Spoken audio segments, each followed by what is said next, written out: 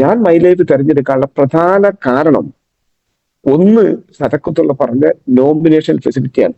ഞാൻ ആദ്യം ഈ കുട്ടിയെ എനിക്ക് തന്നപ്പോൾ ഞാൻ ചിന്തിച്ചത് ദൈവത്തിന് എന്നോട് ഇത്ര ദേഷ്യം എന്താണെന്നുള്ളത്. കാരണം എന്റെ കുടുംബത്തിൽ ആർക്കും ഇല്ലാത്തൊരു പ്രതിസന്ധിയാണ് എനിക്ക് തന്നത്. എന്റെ കുടുംബത്തിലുള്ള എന്റെ അനുജത്തിയൊക്കെ കുടുംബസമേതം ഓസ്ട്രേലിയയിലൊക്കെ താമസിക്കും. എല്ലാവരും വെൽ സെറ്റിൽഡ് ആയി. ഏട്ടന്റെ മക്കളൊക്കെ വളരെ പ്രശ്നം. പക്ഷെ ഇങ്ങനത്തെ ഒരു കുട്ടിനെ എനിക്ക് തന്നപ്പോൾ ഞാൻ ആദ്യം ദൈവത്തിന്റെ കുറ്റം പറഞ്ഞു.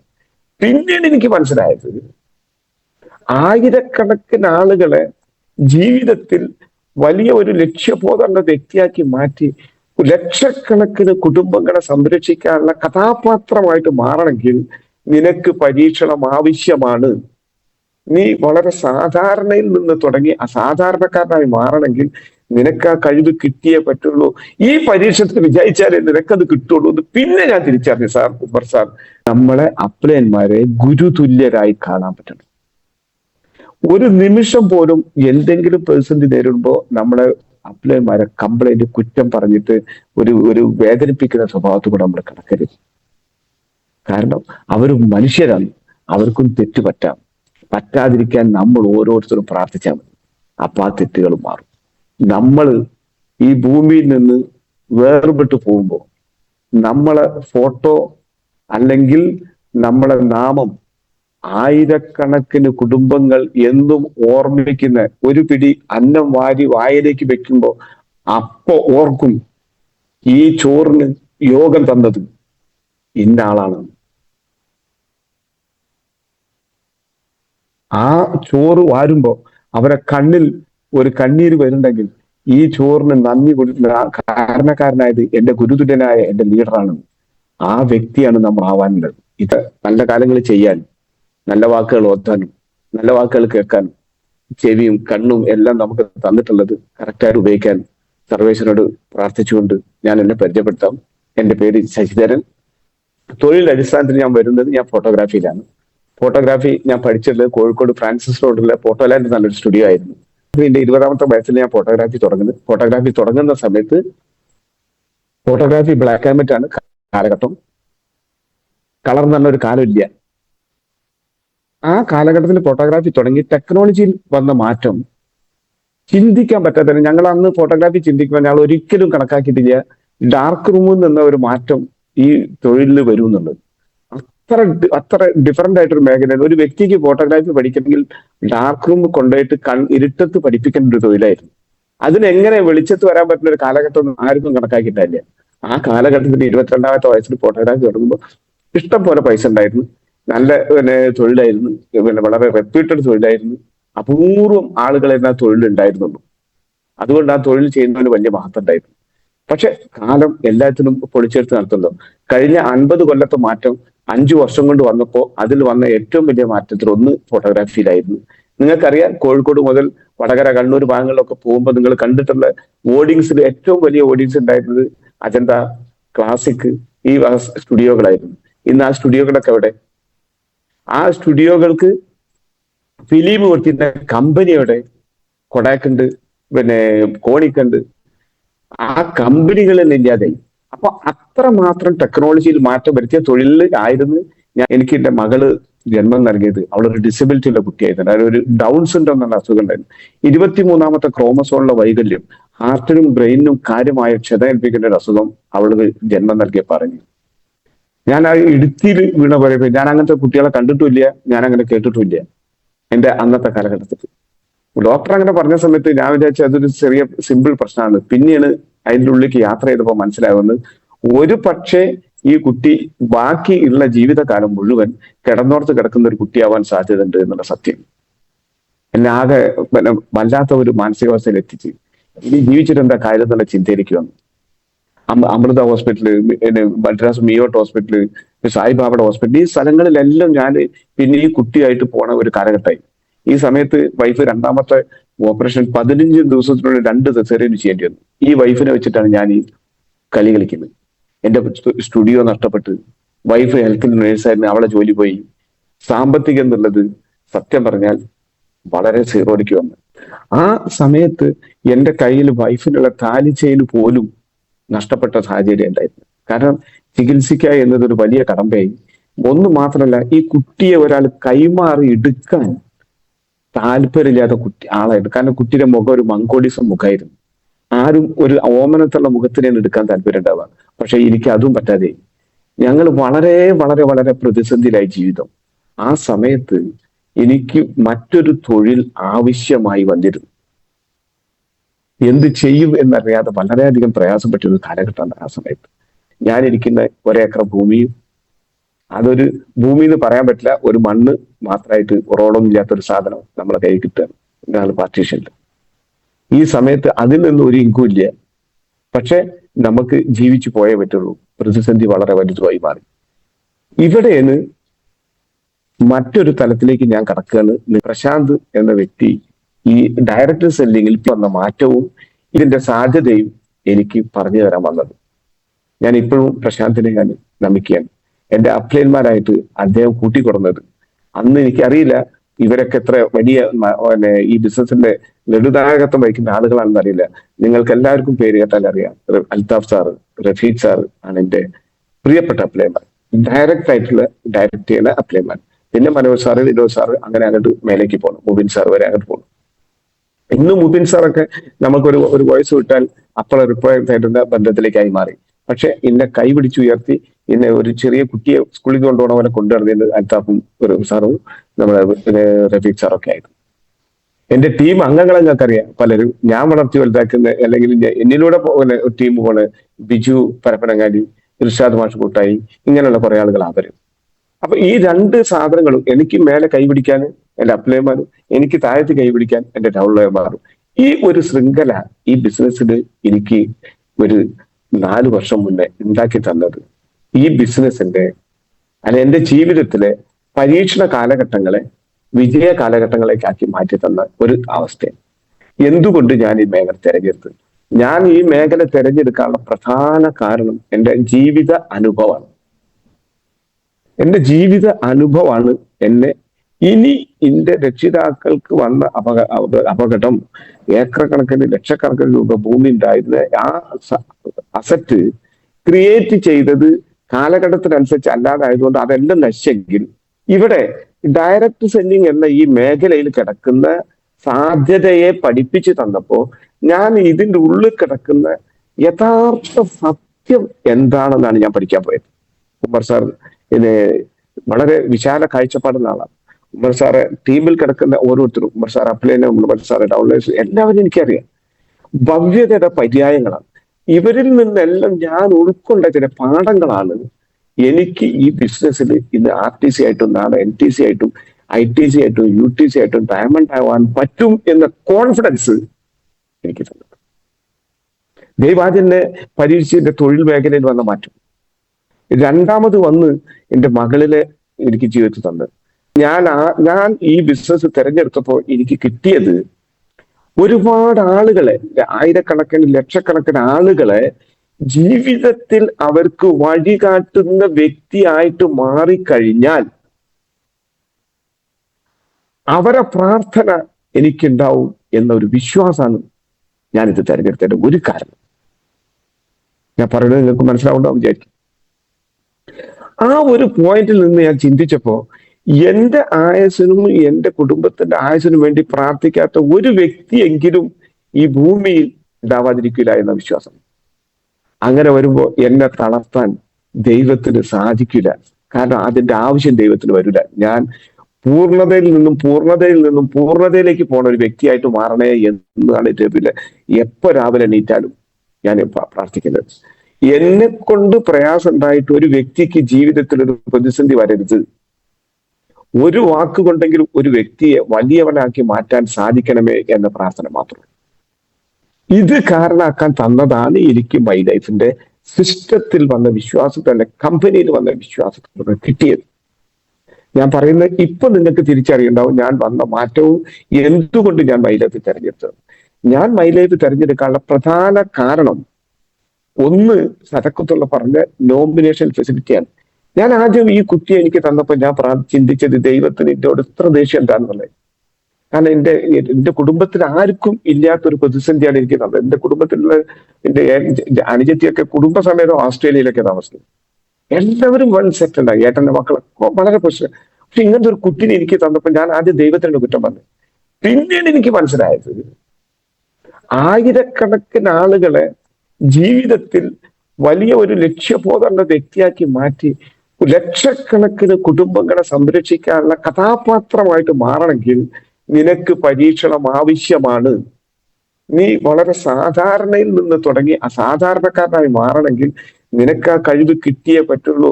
ഈ പരീക്ഷണത്തിന് വിജയിച്ചാലേ നിനക്കത് കിട്ടുള്ളൂ എന്ന് പിന്നെ ഞാൻ തിരിച്ചറിഞ്ഞു സാർ, ഉമർ സാർ.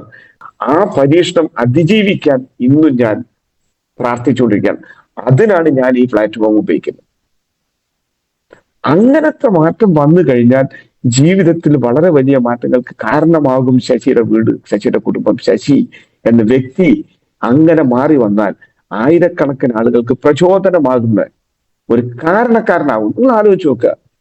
ഞാൻ വളരെയധികം വിശ്വസിക്കുന്ന ഒരു പ്രാർത്ഥനാ വിശ്വാസമാണ്. എന്റെ ഗുരു അമൃതാനന്ദമയി ദേവിയാണ്. ഞാൻ അവരെ പാദസ്പർശത്തിലാണ് ഞാൻ സംസാരം തുടങ്ങിയത് തന്നെ. എനിക്ക് എല്ലാവർക്കും ഒരു ഗുരു ആവശ്യമാണ്. അതാരെ എങ്ങനെ വേണമെങ്കിൽ നമുക്ക് തിരഞ്ഞെടുക്കാം. കാരണം ഗുരുത്വം ഉണ്ടാവണം വ്യക്തിക്ക്, നിർബന്ധമാണ്. ഞാൻ പഠിച്ചിട്ടാണ് നിരീശ്വരവാദി ആവണേൽ എതിർക്കല്ല, പക്ഷെ നല്ലതാണ് എന്നത് എന്റെ ജീവിതം പഠിപ്പിച്ചതേ ഞങ്ങളോട് പറയുന്നുള്ളൂ. ഇതിനിടയിലേക്ക് മറ്റൊരർത്ഥത്തിൽ കൂടെ നിങ്ങൾ കണ്ടുപോകരുത്, ക്ഷമ ചോദിക്കുകയാണ്. ആർക്കും വെറുപ്പൊന്നും തോന്നരുത്, ആ വാക്ക് ഞാൻ ഉപയോഗിച്ചത്. പക്ഷെ ഒരു ഗുരുത്വം നല്ലതാണ്. കാരണം നമ്മളെ ഉള്ളില് അസുരനുണ്ട്, ദൈവമുണ്ട്. ഈ അസുര സ്വഭാവം നമ്മളിൽ നിന്ന് മാറണമെങ്കിൽ, ദൈവ സ്വഭാവം നമ്മളിൽ വളരണമെങ്കിൽ, നമ്മുടെ ചിന്തയിലേക്ക് നമുക്ക് പകർന്നു കൊടുക്കുന്ന സാധനങ്ങൾക്ക് ക്വാളിറ്റി വേണം. അതിന് പ്യൂരിഫിക്കേഷൻ കിട്ടാൻ ഒരു ദൈവികത ആവശ്യമാണ്. അതിനാണ് ഞാൻ ദൈവികത പറഞ്ഞത്, അല്ലാതെ മറ്റൊരർത്ഥത്തിലല്ല. അപ്പൊ നമ്മളെ ഉള്ളിൽ നിന്ന് അസുരഭാവം പോയി ദേവഭാവം പ്രകടിപ്പിക്കണമെങ്കിൽ നമുക്ക് ചിരിക്കാൻ പറ്റണം, മറ്റൊരാൾ സ്നേഹിക്കാൻ പറ്റണം, മറ്റൊരാളെ കാണുമ്പോൾ അനർത്ഥത്തിനും ദുഷ്ടചിന്ത ഉണ്ടാവാതിരിക്കണം. ഇതൊക്കെ നമുക്ക് വരണം. അപ്പൊ ഇതിന് ആവശ്യമായ കാര്യങ്ങളാണ് ഞാൻ പറഞ്ഞത്. അപ്പൊ ഇവിടെ ഞാൻ പറഞ്ഞു നിർത്തിയത് എവിടെയെന്ന് വെച്ച് കഴിഞ്ഞാൽ, നോമിനേഷൻ ഫെസിലിറ്റിയുടെ കാതലായ വശം കണ്ടിട്ടാണ് ഞാൻ ഈ ബിസിനസ് വന്നെങ്കിൽ ഇന്ന് മനസ്സിലാക്കി നോക്കുക, എന്റെ മകളെ ജീവിത പാഠം ഉൾക്കൊണ്ട് എനിക്ക് എന്റെ മകളെ സംരക്ഷിച്ച് കൊടുക്കാൻ പറ്റിയത് നോമിനേഷൻ ഫെസിലിറ്റി വഴിയാണെങ്കിൽ, ഇന്ന് എന്റെ മകളെ പോലത്തെ ലക്ഷക്കണക്കിന് കുട്ടികൾ ഇപ്പോഴും അടിസ്ഥാന പ്രശ്നങ്ങളിൽ വേദനിക്കുന്ന ഉമ്മമാരൊപ്പം അച്ഛന്മാരൊപ്പം ജീവിച്ചുകൊണ്ടിരിക്കുന്നുണ്ട്. ഇന്ന് അവർക്കൊരു സംരക്ഷണം കൊടുക്കാനുള്ള ഒരു സാധ്യത എനിക്ക് ഈ ബിസിനസ്സിലൂടെ വളർത്തിയെടുക്കാൻ പറ്റി. എന്റെ ഈ കൈകളിൽ സമ്പത്ത് വന്നാൽ അത് എത്ര മാത്രമുണ്ടോ അത് മുഴുവൻ കൊടുക്കാനും എനിക്ക് ഇന്ന് പ്രാപ്തി തന്നത് ഈ ഒരു പ്രസ്ഥാനമാണ്. കാരണം ഞാൻ വന്നത് എന്റെ മകൾക്ക് വേണ്ടിയിട്ടാണെങ്കിൽ മകൾ ഇന്ന് സുരക്ഷിതയാണ്. പിന്നെ എനിക്ക് കൊടുക്കാനുള്ളതായിരിക്കാൻ അവളെ പോലത്തെ ദൈവം കാണിച്ചു തന്ന പലർക്കും കൊടുക്കാൻ പറ്റണം. ഇത് ചെയ്യണമെങ്കിൽ എനിക്ക് ഈ പ്ലാറ്റ്ഫോമിൽ നിന്ന് അനസ്യൂതം ഇൻകം വരണം. ആ ഇൻകം വരാൻ ഇതില് നല്ലൊരു ടീം ഉണ്ടാക്കിയെടുത്താൽ മാത്രം മതി. പിന്നെ സർവേശ്വരന്റെ കൃപയ്ക്ക് വേണ്ടി പ്രാർത്ഥിച്ചാൽ മതി. അറിഞ്ഞുകൊണ്ട് നമ്മളാരും തെറ്റ് ചെയ്യാൻ ഇടവരരുത്. ആ തെറ്റിന്റെ ഉത്തരം ഇതേ പ്രപഞ്ചത്തിൽ നമ്മൾ കൊടുത്തതിന് ശേഷം നമുക്ക് തിരിച്ചു പോകാൻ പറ്റുള്ളൂ. അറിയാതെ തെറ്റ് സംഭവിക്കുക, അറിഞ്ഞു കഴിഞ്ഞാൽ അപ്പൊ അത് മാപ്പാക്കാൻ പ്രാർത്ഥിക്കുകയും വേണം. ഇന്ന് നിങ്ങളോട് പറയാനുള്ളത്, ഈ ബിസിനസ് എന്താണെന്ന് പഠിക്കേണ്ട. ഇതുവരെ ഞാൻ സംസാരിച്ചത് ഇതിന്റെ കാഴ്ചപ്പാടാണെങ്കിൽ, ഇനി ഞാൻ സംസാരിക്കുന്നത് എന്തിന് ഈ ബിസിനസ് നമ്മൾ ഏറ്റെടുക്കണം എന്നൊരു മാറ്റർ കൂടി ഞാൻ സംസാരിക്കാൻ താല്പര്യപ്പെടുകയാണ്. ഇന്ന് ഞാനിരിക്കുന്ന ഈ പ്ലാറ്റ്ഫോമിന്റെ വില അറിയണമെങ്കിൽ, ഇന്ന് ഈ ഭൂമി ഒന്ന് ഇനി ഒരടി നടക്കാൻ പറ്റാത്ത ഒരവസ്ഥയിലേക്ക് ഞാൻ മാറിയിട്ടുണ്ടെങ്കിൽ, എന്റെ മകള്, എന്റെ കുടുംബം ഒരു കാരണവശാലും സാമ്പത്തിക പ്രതിസന്ധി അനുഭവിക്കില്ല എന്നത് സത്യം. കാരണം എന്നെ ബിസിനസ് വളർത്തി വലുതാക്കിയ അപ്ലൈൻമാർ അല്ലെങ്കിൽ എന്റെ മേൽഘടകങ്ങളിലെ ലീഡേഴ്സ് എന്നേക്കാളും പ്രാപ്തരെ എന്റെ അടിയിലേക്ക് വളർത്തിയെടുക്കാനുള്ള പ്രാപ്തി അവരുണ്ടാക്കി. ബുർജ് ഖലീഫ 200 നിലയോ 300 നിലയോ എത്ര നിലയുണ്ടോ എനിക്കറിയില്ല, അത് ഉണ്ടാക്കിയിട്ടുണ്ടെങ്കിൽ അതിന്റെ അത്ര തന്നെ ഭൂമിയുടെ അടിയിലേക്ക് അത് ഉണ്ടാക്കിയത് കൊണ്ടാണ് അതവിടെ നിലക്കുന്നത്. അതാണ് നമ്മൾ ഓരോരുത്തരും ഈ ബിസിനസ് പഠിച്ചെടുക്കേണ്ട പ്രധാന കാരണം. ഞാൻ എത്ര മേലേക്ക് വളരുന്നതല്ല, ഞാൻ എത്ര അടിയിലേക്ക് വളരണമെന്നുള്ളതാണ്. ഞാൻ ഇതിന്റെ ഒരു തിയറി ഞാൻ പറഞ്ഞെന്ന് മാത്രമേ ഉള്ളൂ. നമ്മൾ എത്ര വളരണം എന്നുള്ളത് നോക്കേണ്ടത് നമ്മളെ ടീമിൽ എത്ര ലീഡർ ഉണ്ട് എന്നുള്ളതാണ്. നിങ്ങൾക്കൊരു മാസം വരുന്ന ഇൻകത്തിന് വിലയിരുത്തിയിട്ട് ബിസിനസ് നിങ്ങൾ കണക്കാക്കരുത്. പക്ഷെ നിങ്ങളെ ടീമിൽ എത്ര ലീഡർ ഉണ്ടെന്ന് നോക്കിക്കഴിഞ്ഞാൽ അത് ഈ ബിസിനസിന്റെ വ്യാപ്തിയിലേക്ക് കിടക്കും. അതുകൊണ്ട് നിങ്ങൾ ആദ്യം വേണ്ടത്, നമ്മൾ ഓരോരുത്തരും ആദ്യം വേണ്ടത്, ഞാനടക്കം വേണ്ടത് ഒറ്റ കാര്യമുള്ളൂ. ടീമിൽ ശക്തരും ബുദ്ധിമാനും കഴിവുള്ളവരെയും വളർത്തിയെടുക്കും. മാർക്കേണ്ടേന്റെ കഥയാണ് അവിടെ വരിക. മാർക്കേണ്ടേൻ ചോദിച്ചിട്ടുള്ളത്, എന്റെ അച്ഛനോട് ചോദിച്ചപ്പോ പറഞ്ഞ 16 വയസ്സുള്ള ബുദ്ധിമാനായ ഒരു വ്യക്തിയെ വേണ്ടു, 100 വയസ്സുള്ള ബുദ്ധിയില്ലാത്ത ഒരുത്തിനെ ആണ് വേണ്ടത്. 100 വയസ്സ് വരെ ജീവിച്ച ഒരു കുട്ടീനെ കിട്ടിയിരുന്ന കാര്യം, 16 വയസ്സുള്ള പ്രാപ്തനെ കിട്ടണമെന്നാണ് അവിടെ രക്ഷിതാക്കൾ ആവശ്യപ്പെട്ടത്. അതാണ് മാർക്കേണ്ടത്. ഞാൻ പറയുന്നത്, അതുപോലെ പ്രാപ്തരായിട്ടുള്ള ഓർഗനൈസേഷൻ കെട്ടിപ്പടുത്തിട്ടുള്ള ഒരു വടവൃക്ഷമായിട്ട് നമുക്ക് ഈ ബിസിനസ് വളർത്തിയെടുക്കാൻ പറ്റിയാൽ ഒരു കാലത്തും സാമ്പത്തിക പ്രതിസന്ധി നമ്മളെ ഒരു കുടുംബത്തിൽ അനുഭവിക്കാൻ ഇടവരില്ല. അത് സത്യമാണ്. 72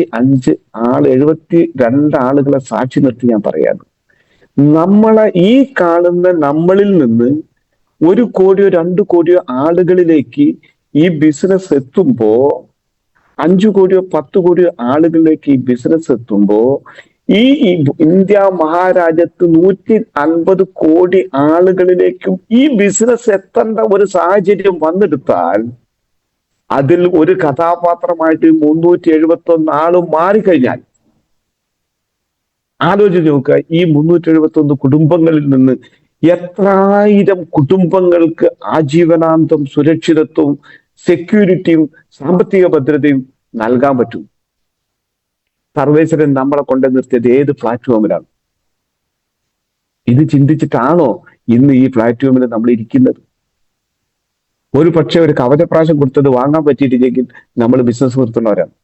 ഒരാളെടുത്ത് പ്ലാൻ പറയാൻ പോയാൽ പറ്റിയിട്ടില്ലെങ്കിൽ അവർ ഈ ബിസിനസ് നിർത്തുന്നവരാണ്. അവരിടയിലേക്കാണ് ഈ ബിസിനസിന്റെ ഡെപ്ത്, ഇതെന്താണ് ഈ ബിസിനസ്, ഇതിന്റെ സാധ്യത എന്താണ്, ഇതിന്റെ വലുപ്പം എന്താണ്, ഞാൻ എങ്ങനെ ഇതിലെത്തിപ്പെട്ടു, എന്റെ കർമ്മമാണോ എന്റെ നിയോഗമാണോ, ഇതെല്ലാം നമ്മൾ പഠിച്ചു വരുമ്പോഴേക്ക് നമ്മളൊരു കൃത്യതയുള്ള ഒരു ഡിസ്ട്രിബ്യൂട്ടറായി മാറുള്ളൂ.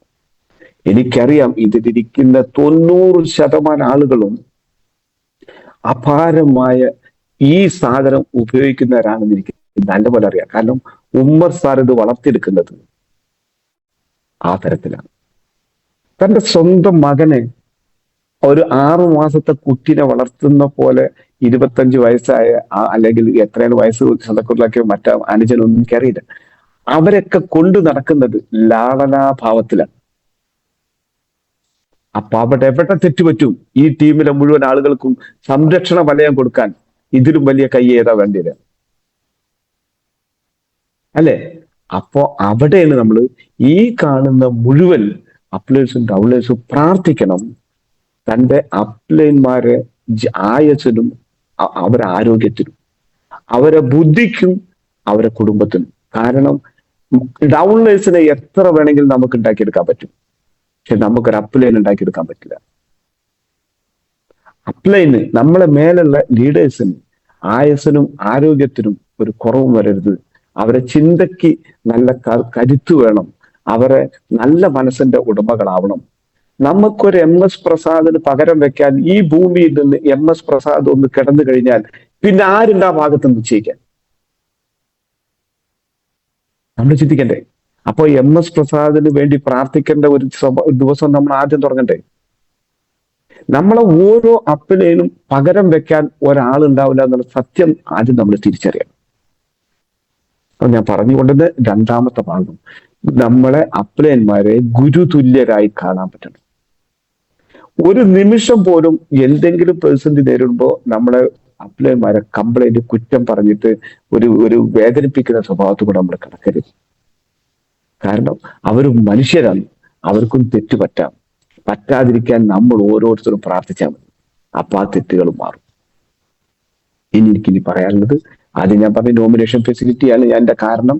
എന്റെ ടെക്നോളജി വന്ന മാറ്റമാണ് ഞാൻ ഇന്ന് ഈ തൊഴിലെടുക്കാൻ, ഈ ബിസിനസ് തുടങ്ങാൻ കാരണം. ഇന്ന് ഞാൻ എത്തി നിൽക്കുന്നത് RTCയിൽ നിന്ന് NTCയിലേക്ക് പോയിക്കൊണ്ടിരിക്കുകയാണ്. എനിക്ക് ടീമും കാര്യങ്ങളൊക്കെ ഉണ്ട്. അതൊക്കെ ശരി. എന്ത് എങ്ങനെ എന്നെല്ലാം പറഞ്ഞതിന്റെ പുറമെ ഇനി ഒന്നും കൂടി എനിക്ക് പറയാനുള്ളത്, ഈ ബിസിനസ് സത്യത്തിൽ ചെയ്യുമ്പോൾ നമ്മൾ മനസ്സിലാക്കേണ്ട ചില കാര്യങ്ങൾ കൂടി പറയുന്നുണ്ടല്ലോ. സ്വാഭാവികമായിട്ടും നമ്മൾ ഈ ബിസിനസ് ചെയ്യുമ്പോൾ മനസ്സിലാക്കിയിരിക്കുന്നത്, ഒരു പോയിന്റ് ഞാൻ പഠിച്ചത്, ഞാൻ മനസ്സിലാക്കിയത്, കഴിഞ്ഞു പോയ കാലഘട്ടങ്ങളിൽ നമ്മുടെ ജീവിതത്തിൽ നമുക്ക് കഴിഞ്ഞു പോയ കാലഘട്ടങ്ങളെ കുറിച്ച് നല്ല ഒരു ഒരു ഒരു ഓർമ്മ നമുക്ക് ഉണ്ടായിരിക്കണം. ഇന്ന പ്രായത്തിൽ ഇന്ന കാലഘട്ടങ്ങളിൽ എനിക്ക് കഴിഞ്ഞു പോയി, ഇനി ആ തരത്തിലൊരു പ്രതിസന്ധി എനിക്ക് വരാതിരിക്കണം എന്ന് കഴിഞ്ഞു പോയ കാലഘട്ടങ്ങൾ ഓർത്ത് വിഷാദിക്കാതെ വിഷമിക്കാതിരിക്കാതെ ഒരു ദീർഘവീക്ഷണം കെട്ടിപ്പടുക്കാൻ നമുക്ക് കഴിയണം. ഒരു പോയിന്റ് ആയിട്ട് എനിക്ക് നമുക്ക് ഞാൻ കണ്ടെത്തിയുള്ള കാര്യങ്ങൾ. പിന്നെ നമുക്ക് തെറ്റുകളിൽ നിന്ന് തെറ്റുകളിലേക്ക് പോവാതെ തെറ്റുകളിൽ നിന്ന് ശരിയിലേക്ക് കടക്കാൻ നമുക്കൊരു കാഴ്ചപ്പാട് ആവശ്യം. അതും നമ്മൾ ഈ ബിസിനസ്സിൽ നിന്ന് ഉരുത്തിരിച്ചെടുക്കാൻ പറ്റണം. പിന്നെ വന്നത് വളരെ കൃത്യതയുള്ള ഒരു വ്യക്തിയായിട്ട്, ഒരു ലക്ഷ്യബോധമുള്ള വ്യക്തിയായിട്ട് മാറാൻ ഈ ബിസിനസിന്റെ അടിത്തറയിലേക്ക് നമുക്ക് ഇറങ്ങിച്ചെല്ലണം. നമുക്ക് ഈ ബിസിനസിന്റെ അടിത്തറയിലേക്ക് ഇറങ്ങിച്ചെല്ലണം. അതും ഈ ബിസിനസിന് ആവശ്യമാണ്. എന്തുകൊണ്ടാണ് ഇങ്ങനെ ഒരവസ്ഥ നമുക്ക് കണ്ടെടുക്കേണ്ടി വരുന്നത് എന്ന് വെച്ച് കഴിഞ്ഞാൽ, നമ്മൾക്ക് ആവശ്യം ഉള്ളത് പീപ്പിൾ മാനേജ്മെന്റ് ഓർ മനുഷ്യന്മാരെ മാനേജ് ചെയ്യുന്ന ഒരു തൊഴിലാണ് നമ്മൾ പഠിക്കുന്നത്. അപ്പൊ ആളുകള് 100% ഇതിലേക്ക് വരുന്ന ആളുകൾ സാധാരണക്കാരായിരിക്കും. 100 എന്ന് പറയാൻ പറ്റില്ലെങ്കിലും ഒരു 80-85% ആളുകളും സാധാരണക്കാരനാണ് ഇതിലേക്ക് വരുന്നത്. കാരണം അന്നത്തെ ജീവിതത്തിൽ പ്രതിസന്ധി നേരിടുന്നവർ, സാമ്പത്തിക പ്രതിസന്ധി അനുഭവിക്കുന്നവർ, രണ്ടറ്റം ജീവിതം കൂട്ടിമുട്ടാൻ ബുദ്ധിമുട്ടുന്നവർ, അല്ലാതെ MA യൂസഫലി പോലത്തെ ആളുകളൊന്നും നമുക്ക് ഇതിലേക്ക് വരില്ലല്ലോ. അപ്പൊ ഒരു സാധാരണക്കാരനെ വളർത്തിയെടുത്തിട്ട് ഒരു അസാധാരണക്കാരനായി മാറ്റുക എന്ന ഒരു പ്രക്രിയയാണ് നമ്മുടെ ഉത്തരവാദിത്വം. അപ്പൊ അത് ചെയ്യുന്ന വ്യക്തിക്ക് വളരെ കൃത്യതയുള്ള അളവും തൂക്കത്തിലും അറിവ് ആവശ്യമാണ്. ക്ഷമയും കൂടി ഇതിലാവശ്യമാണ്. ഈ കാര്യങ്ങളും കൂടി നമുക്ക് കണ്ടെത്തേണ്ടതുണ്ട്. അപ്പൊ നമുക്ക് എന്തെല്ലാം കഴിവുകൾ ഇതിൽ വേണം? ഈ വ്യക്തിക്ക് നിർബന്ധമായും നമ്മളിൽ ലക്ഷ്യബോധം വളർത്തിയെടുക്കേണ്ട ആവശ്യമാണ്. ഒരു നല്ലൊരു കോച്ചിന് മാത്രമേ നല്ലൊരു PT ഉഷയെ പോലത്തെ ഒരു ഓട്ടക്കാരത്തെ ഉണ്ടാക്കിയെടുക്കാൻ പറ്റിയിട്ടുള്ളൂ. ആയിരക്കണക്കിന് ആളുകളെ പരീക്ഷിച്ചിട്ടാണ് ഒരു PT ഉഷയെ നമ്പ്യാർക്ക് കണ്ടെത്താൻ പറ്റിയത്. ആ നമ്പ്യാർ പിന്നെ അവരെ ഉള്ളിലെ കഴിവിനെ വാർത്ത് പുറത്തേക്ക് എടുക്കുക ചെയ്യുന്നത്. പക്ഷെ അറിയപ്പെടുന്നത് കോച്ചല്ല, അറിയപ്പെടുന്നത് ഓട്ടക്കാരത്തിയാണ്.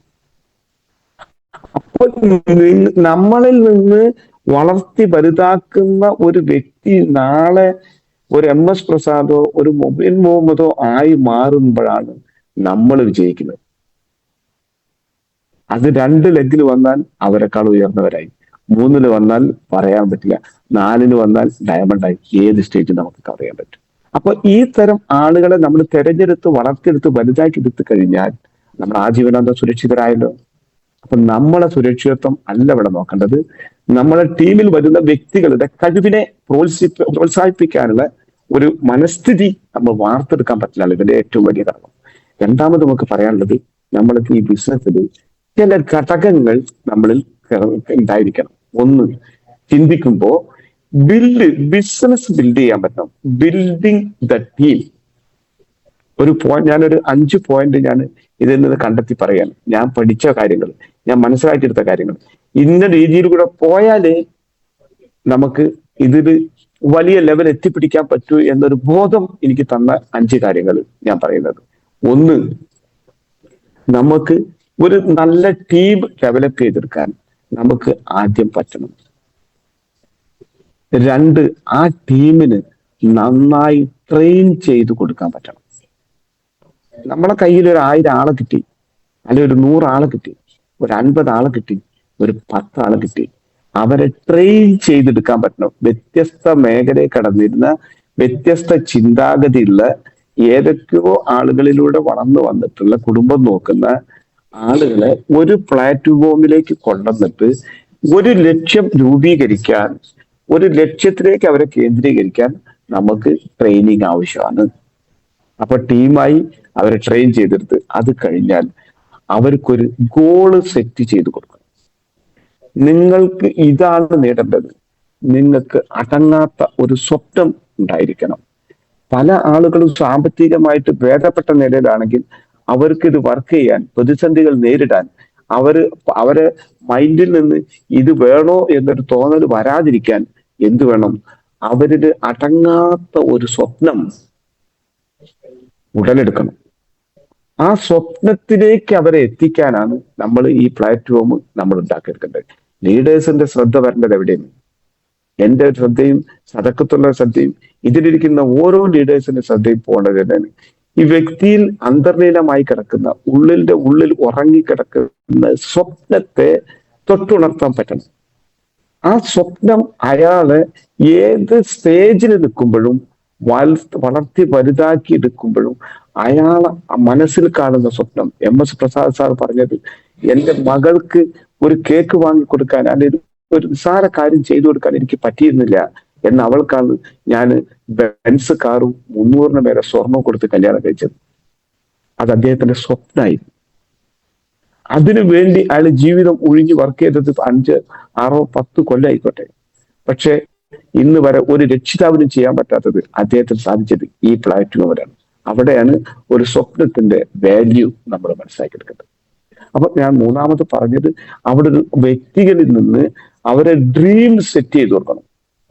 ആ ഡ്രീം സെറ്റ് ചെയ്തെടുത്തു കഴിഞ്ഞാൽ അവർക്ക് ബിസിനസ് ക്ലോസിംഗ്, അതൊരു വളരെ വലിയ ഒരു ഘടകമാണ്.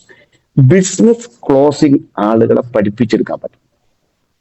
അവിടേക്ക് ലക്ഷങ്ങൾ ടേൺ ഓവർ കവർന്ന് വരണമെന്നുണ്ടെങ്കിൽ അവർക്ക് ബിസിനസ് എങ്ങനെ ക്ലോസ് ചെയ്യണം എന്ന് പഠിപ്പിച്ചെടുക്കേണ്ടത് അല്ലെ? ഉമർ സാർ ചിന്തിച്ചു നോക്കി.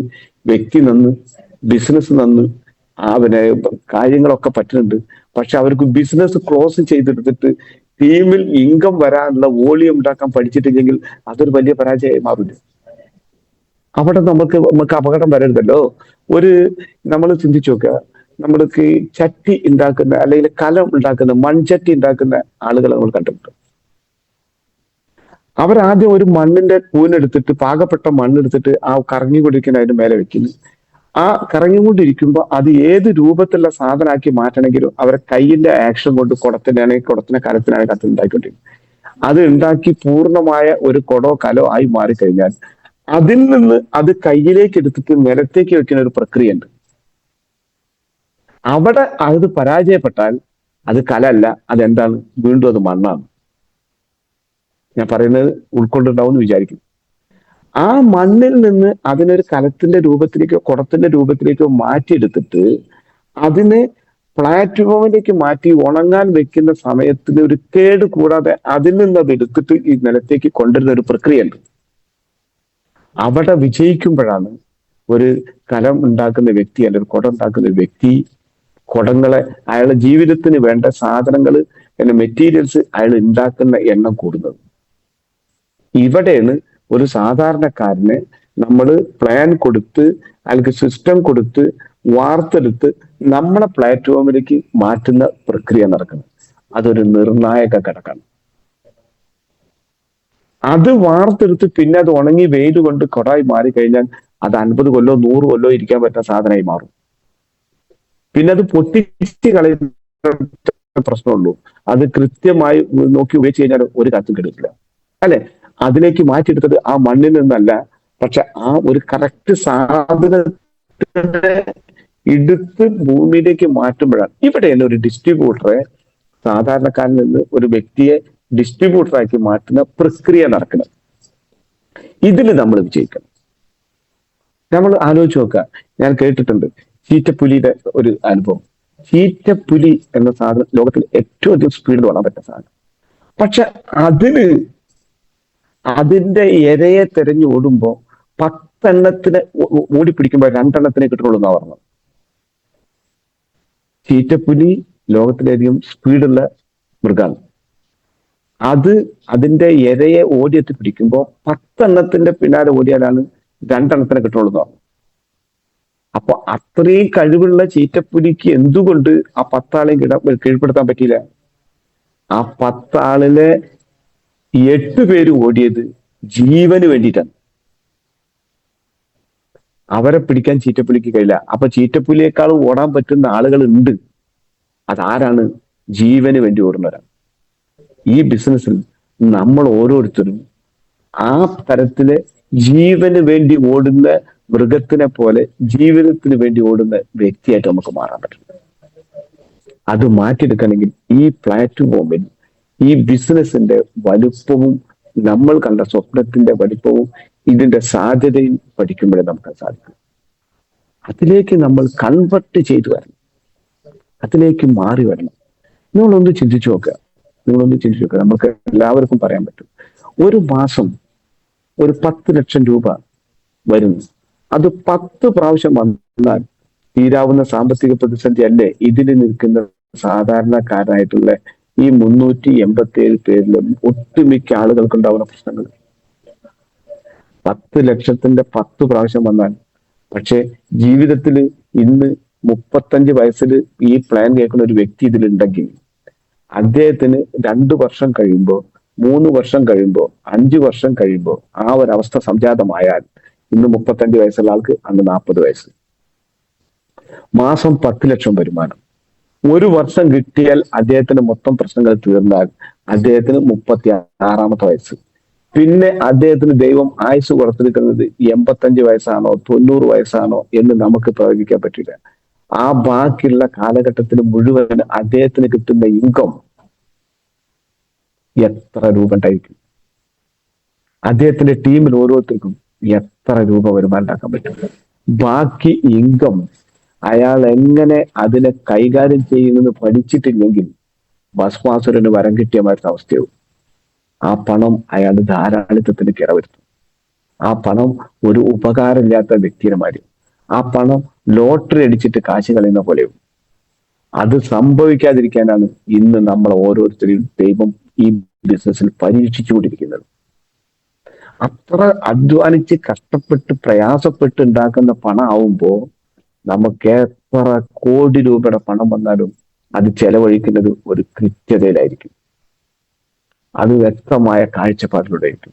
അത് പരീക്ഷണത്തിന് വിജയിപ്പിക്കാൻ വേണ്ടി നമ്മൾ നമ്മളെ പരീക്ഷിക്കുകയാണ് ദൈവം എന്ന് വിശ്വസിക്കുന്നവർക്കാണ് ഈ ബിസിനസ്സിൽ അങ്ങേയറ്റം വിജയം കൈവരിക്കാൻ പറ്റും.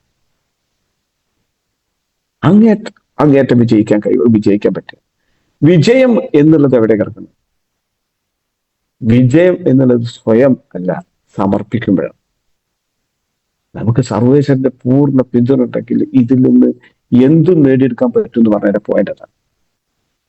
ഞാനൊരു കഥ പറയാം, അപ്പൊ നിങ്ങൾക്ക് അവിടെ അവസാനിക്കാൻ നിങ്ങൾക്ക് ഇഷ്ടപ്പെടും എന്ന് ഞാൻ വിശ്വസിക്കുന്നു.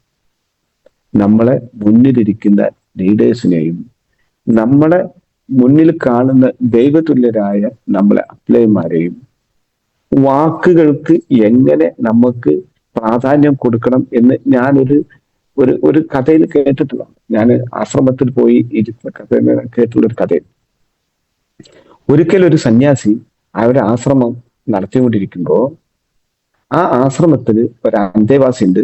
ആശ്രമത്തിന് ഗുരുവിന്റെ ശിഷ്യൻ, നാളെ ഗുരുവായിട്ട് വരാനുള്ള വ്യക്തിയാണ്. അപ്പൊ ഇദ്ദേഹത്തിന്റെ ആശ്രമത്തിലെ എല്ലാ കാര്യങ്ങളും ചെയ്യുന്ന വ്യക്തിയിൽ ഒരാളാണ്. ആ ആശ്രമത്തിന്റെ തൊട്ടടുത്ത ഒരു വീടുണ്ട്. അവിടെ ആശ്രമത്തിൽ എന്ത് സംസാരിക്കാൻ കേൾക്കുന്ന അകലത്തിലാണ് ആ വീട് നിൽക്കുന്നത്. ആ ആശ്രമത്തില് അതിന്റെ അടുത്തുള്ള വീട്ടില് സംസാരശേഷിയുള്ള ഒരു തത്തണ്ട്. ഈ കഥ ഞാൻ ഒരിക്കൽ ഞാൻ പറഞ്ഞിട്ടുണ്ട്, ഇന്ന് ഇവിടെയല്ല, മലപ്പുറം GTS അന്ന് അത് കേട്ടവരുണ്ടായിരിക്കാം. പക്ഷെ ഞാൻ ഒന്നും കൂടി പറയേണ്ടത് വെച്ച് കഴിഞ്ഞാൽ, ഉമ്മർ സാറ് ഒരു ഗുരുതുല്യനായ വ്യക്തി ആയതുകൊണ്ടാണ് ഞാനിത് പറയാൻ കാരണം ഇവിടെ എടുത്തിട്ട്.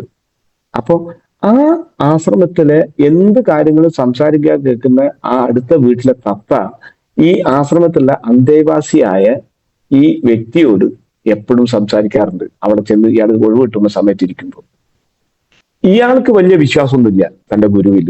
പക്ഷെ ഈ തത്തയ്ക്ക് ഈ ഗുരുവിനെ കുറിച്ച്, ആശ്രമത്തിന്റെ ഗുരുവിനെ കുറിച്ച് നല്ല വിശ്വാസമുണ്ട്.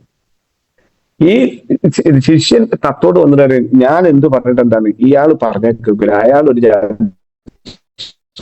സ്വഭാവമാണ്, ഇങ്ങനെയാണ് ഗുരു കഷ്ടപ്പാട്. ഒരിക്കൽ പുല്ലരിയാൻ വേണ്ടിയിട്ട്, പശുക്കൾക്ക് പുല്ലരിയാൻ വേണ്ടി തത്തരത്തോടെ പോകുമ്പോ തത്ത ചോദിച്ചു, നിന്റെ ഗുരുവിനോട് എനിക്ക് ഈ കൂട്ടിൽ നിന്ന് ഒന്ന് രക്ഷപ്പെടാൻ ഒരു വഴി പറഞ്ഞു തരാൻ പറ്റുമോ എന്നൊന്ന് ചോദിക്കീന്ന് പറഞ്ഞു. അപ്പൊ ഇയാൾ പറഞ്ഞു അതിനെന്താ, അതൊക്കെ മൂപ്പർക്ക് ഉത്തരം പറയാൻ പറ്റൂ എന്ന് പറഞ്ഞു. തിരിച്ച് മൂപ്പര് പുല്ലരിയൊക്കെ കഴിഞ്ഞ് പിറ്റേ ദിവസം പിന്നെ ആശ്രമത്തിൽ പോയി. തിരിച്ച് സമയത്ത് ഗുരു അധികം സംസാരിക്കുന്ന പ്രക്രിയക്കാരനല്ല, പക്ഷേ അയാളൊരു ഗുരുവാണ്. അദ്ദേഹം ഈ കാര്യങ്ങൾ കേട്ടപ്പോ ഒറ്റ പണിയാ ചെയ്തത്. അദ്ദേഹം ഒന്നിങ്ങനെ മലർന്നവിടെ കിടന്നു, കണ്ണടച്ചവിടെ കിടന്നു. കുറച്ച് കഴിഞ്ഞ് കയറി നീറ്റ്. ഈ ശിഷ്യന് ഇതിന്ന് ഒരു ഉത്തരവും പെടുത്താൻ കിട്ടിയില്ല. പിന്നെ ചോദ്യം ചോദിച്ചില്ല. ഇയാൾക്കൊരു വിവരമില്ല, അതുകൊണ്ടാവും മറുപടി പറയാത്തതെന്നാണ് ശിഷ്യൻ ധരിച്ചത്. അടുത്ത ദിവസം പുല്ലരിയാൻ പോകുമ്പോൾ ഈ തത്തരടുത്ത് എത്തി. തത്ത ചോദിച്ചു, എടോ ഞാൻ എന്നോട് ഒരു കാര്യം പറഞ്ഞിരുന്നില്ലേ, എന്റെ ഗുരുവിനോട് ചോദിച്ചോന്ന് ചോദിച്ചു. അപ്പൊ മൂപ്പർ പറഞ്ഞു, ഞാൻ ആ കഥ അയാളോട് പറഞ്ഞു, എന്റെ ഗുരുവിനോട് പറഞ്ഞു. തത്ത എന്നോട് പറയാൻ ഞാൻ മൂപ്പർ ഒരൊറ്റ കടത്താണ്ട് കിടന്നു. ഞാൻ പിന്നെ അയാളോടൊന്നും ചോദിച്ചില്ല. എന്തെന്ന് ചോദിക്കുന്നു, അയാൾക്ക് എന്തെങ്കിലും അതിന് ഉത്തരം കിട്ടാതെ പറ്റട്ടെ എന്ന്. അപ്പൊ തത്ത അവിടെ കാര്യം ഉൾക്കൊണ്ട് കാര്യങ്ങൾ കഴിഞ്ഞ് ഇയാൾ പുല്ലരിയാൻ പോയി. മൂന്നാമത്തെ ദിവസം ഈ പ്ലാറ്റ്ഫോമിലേക്ക്, ഈ തത്തയുടെ അടുത്തേക്ക് ഈ വ്യക്തി വന്നപ്പോ തത്തയുടെ കൂട് തുറന്നു കിടക്കണ കാണുന്നത്. അപ്പൊ ആ വീട്ടിൽ ആളോട് ചോദിച്ചു, അല്ല തത്ത എവിടെ ചോദിച്ചു. അപ്പൊ പറഞ്ഞു, ഈ തത്ത ചത്തുപോയി, ഇന്ന് രാവിലെ ഞാൻ നോക്കിയപ്പോ. അപ്പൊ ഞാൻ പുറത്തേക്ക് എടുത്തിട്ട്. അപ്പൊ ഇയാൾക്ക് അത്ര ഒന്നും സ്ട്രൈക്ക് ചെയ്തില്ല. പക്ഷെ കുറച്ച് കഴിഞ്ഞ് പുല്ലരിയാനാണ് പോകേണ്ടത്. ആ മരത്തിന്റെ മേലെ ഈ തത്തരിക്കും. അപ്പൊ ഇതെന്താ സംഭവിച്ചു? ഗുരു കാണിച്ചു കൊടുത്തത് ചത്ത പോലെ കിടന്നോ, നിന്നെ പുറത്തേക്കിടും, നിനക്ക് രക്ഷപ്പെടാന്ന്. ഈ ശിഷ്യനായിട്ട് നടക്കുന്ന അദ്ദേഹത്തിന് തന്റെ ഗുരുവിന് വിശ്വാസം ഇല്ലാത്തതുകൊണ്ടും ഗുരുവിന്റെ പ്രാർത്ഥനാനിർഭരമായ മനസ്സാണ് എന്നെ ജീവിതത്തിൽ വഴി കാണിക്കുക എന്നുള്ള ആ ഒരു ദീർഘ കാഴ്ചപ്പാടില്ലാത്തതുകൊണ്ടും എന്താണ് അവിടെ നടന്ന ആക്ഷനിലൂടെ ഉണ്ടായ ഒരു റിസൾട്ട് എന്ന് മനസ്സിലാക്കാൻ പറ്റുക. പക്ഷെ അന്ധമായ വിശ്വാസമല്ല, ദീർഘമായ കാഴ്ചപ്പാടില്ല. തത്തയ്ക്ക് മനസ്സിലായി, ഞാൻ ചത്ത പോലെ കിടന്നാൽ എന്നെ പുറത്തേക്ക് എടുത്തിടും. ഇതാണ് ഉമ്മർ സാറും, ഇതാണ് ലീഡർമാരും, ഇതിലിരിക്കുന്ന ഓരോ ലീഡർമാരും. അണികളായ നമ്മൾ ഓരോരുത്തരും ദൈവത്തിനോട് പ്രാർത്ഥിക്കുക, ഈ തരം ലീഡർമാരെ അടിയിൽ നമുക്ക് വരാൻ പറ്റിയതിലാണ് സർവേശ്വരൻ. ഏതറ്റം വരെ ഇതിലേക്ക് നമുക്ക് ഉയരാൻ പറ്റും, ഏതറ്റം. ഇതിൽ എത്ര ബെന്നി സാറുണ്ടെന്ന് ആർക്കറിയാം, ഇതിലെത്ര മുബിൻ സാറുണ്ടെന്ന് ആർക്കറിയാം. പക്ഷേ ഇതുപോലെ ഗുരുവിൽ നിന്ന് ഉപദേശം ഉൾക്കൊള്ളുമ്പോൾ അതിന്റെ കാതലായ വശം ഹൃദയത്തിലേക്ക് കയറ്റാൻ പറ്റണം. ആയിരക്കണക്കിന് ആളുകൾക്ക്, ലക്ഷക്കണക്കിന് ആളുകൾക്ക് അവരവരെ കുടുംബത്തില് സ്ഥിരമായ വരുമാനം ഉണ്ടാക്കി നിങ്ങളെ പേര് എന്നും കാത്തു സൂക്ഷിക്കാൻ പറ്റുന്ന ഒരു വീടായിട്ട് ഈ പ്രപഞ്ചത്തിലുള്ള മുഴുവൻ വീടുകളിലേക്കും നമ്മൾ ഉയർന്നു വരുന്ന ഒരു ദിവസം ഉണ്ടാവും. ചിന്തിച്ചു നോക്കുക, കണ്ണടച്ചിരുന്നൊന്ന് ചിന്തിച്ചു നോക്കുക. തിരൂര് ചെല്ലുന്നു, അവിടെ ഉമ്മർ സാറ് ആലുങ്ങൽ വരുമ്പോ ഇതെന്റെ ഗുരുവാണ്, എന്റെ ഗുരുനാഥനാണ്. അവിടെ ചമ്പ്രോട്ടം ചെല്ലുമ്പോ, പുറത്തൂര് ചെല്ലുമ്പോ, കോഴിക്കോട് ചെല്ലുമ്പോ, രാമനാട്ട് ചെല്ലുമ്പോ, പരപ്പനങ്ങാടി ചെല്ലുമ്പോ, ഈ പ്രപഞ്ചത്തിലെ എല്ലാ സ്ഥലത്തും ഇതിലിരിക്കുന്ന ഓരോ ലീഡർമാര് സമൂഹത്തിൽ എവിടെ ചെല്ലുമ്പോഴും അവരുടെ പേരെടുത്ത് പറയുമ്പോ അഭിമാനം കൊള്ളുന്ന ഒരു ദിവസം നമ്മൾ ഇതിലിരിക്കുന്ന ഇന്ന് ജോയിൻ ചെയ്ത വ്യക്തിക്ക് പോലും ഉണ്ട് എന്നുള്ള സത്യം ഉൾക്കൊള്ളണം. ആ ദിവസത്തിന് കാത്തിരിക്കുമ്പോ അവന് ഈ ബിസിനസ്സിലെ ഏതറ്റം വരെ കൊണ്ടുപോകാൻ കഴിയും. സർവേശ്വരൻ അനുഗ്രഹിക്കട്ടെ. നമ്മൾ ഈ ഭൂമിയിൽ നിന്ന് വേർപെട്ടു പോകുമ്പോൾ നമ്മളെ ഫോട്ടോ അല്ലെങ്കിൽ നമ്മളെ നാമം ആയിരക്കണക്കിന് കുടുംബങ്ങൾ എന്നും ഓർമ്മിക്കുന്ന ഒരു പിടി അന്നം വാരി വായിലേക്ക് വെക്കുമ്പോ അപ്പൊ ഓർക്കും, ഈ ചോറിന് യോഗം തന്നത് ഇന്ന ആളാണ്. ആ ചോറ് വാരുമ്പോ അവരെ കണ്ണിൽ ഒരു കണ്ണീര് വരുന്നുണ്ടെങ്കിൽ ഈ ചോറിന് നന്ദി കാരണക്കാരനായത് എന്റെ ഗുരുതുല്യനായ എന്റെ ലീഡറാണ്. ആ വ്യക്തിയാണ് നമ്മൾ ആവാനുള്ളത്.